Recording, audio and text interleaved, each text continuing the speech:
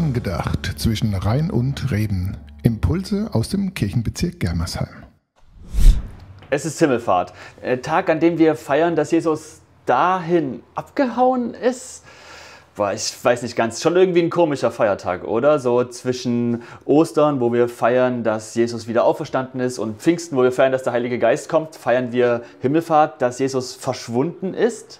Wäre doch viel schöner gewesen, wenn er hier geblieben wäre, hier bei uns. Er hätte noch ein paar Kranke heilen können, er hätte sich noch mehr für Gerechtigkeit einsetzen können, und vielleicht wäre es mir auch leichter gefallen, an ihn zu glauben, wenn er da geblieben wäre. Aber ist das so?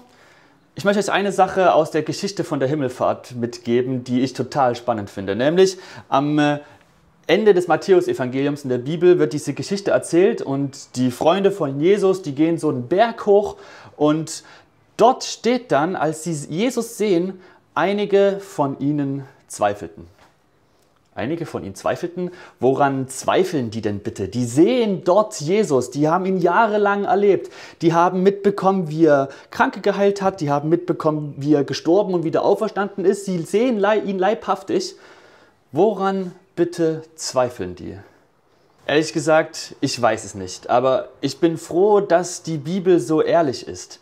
Einige aber zweifelten. Die haben Jesus gesehen und konnten nicht sofort alles glauben. Und das heißt, wenn ich nicht alles glaube, bin ich nicht schlechter als die Leute damals, als die Jüngerinnen und Jünger von Jesus. Einige aber zweifelten. Vielleicht feiern wir zur Himmelfahrt ja nicht, dass Jesus hoch in die Wolken irgendwie abgehauen ist. Vielleicht feiern wir, dass Jesus jetzt überall bei allen sein kann. Nicht nur auf diesem Berg vor 2000 Jahren in Israel, wo er hin und her gezogen ist, sondern Jesus kann bei jedem von uns sein, bei mir und bei dir.